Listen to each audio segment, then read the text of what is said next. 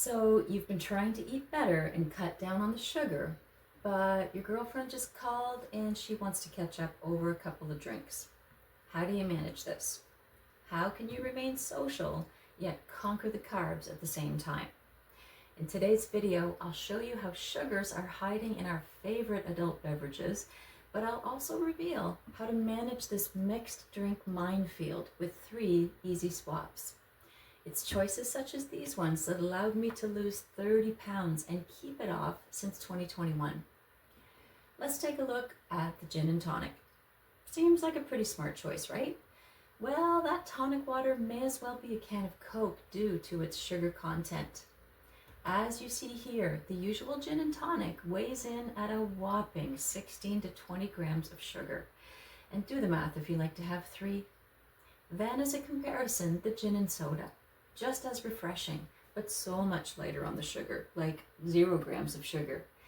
Add an orange slice and you're golden. Our next suspect is the Cosmopolitan.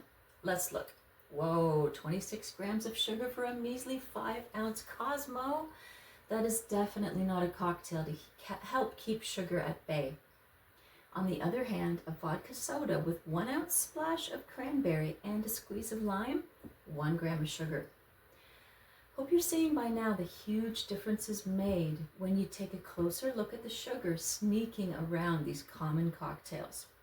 And why am I concerned? Well, I like to keep my carbs around 100 grams every day. That seems to be a sweet spot for me to maintain this weight loss. It really doesn't take long for the carbs to add up and wreak havoc. If I were to have 2 of those Cosmopolitans, that's half my daily allotment of carbs. No, thank you. When we're more aware, we make better choices, right? Our last problem is the pint of beer. Cool and crisp and, yes, full of carbs. The IPA on the left contains between 15 to 25 grams of carbs, depending on the variety, but Michelob Ultra has only 3.5. This is a huge difference. So why examine the sugar in these beverages? Well, if you're trying to lose that belly fat in midlife, it is virtually impossible if you keep the sugar high.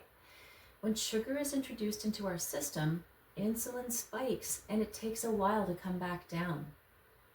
We need to reduce the number of times in a day that we spike our insulin.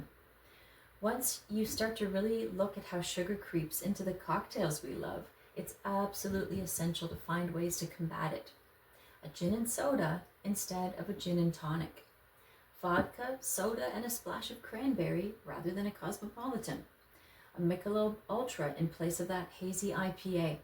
You'll have the same great experience of enjoying a cocktail with a friend, but guess what you won't have? The spikes in insulin and the inevitable sugar bloat that has you regretting your choices the next day. If you got value from this video, check out this one where I outline the system of frameworks I had to adopt to lose the brain fog, the aches and the pains, and the weight after 50. Perhaps it could work for you too. See you next time.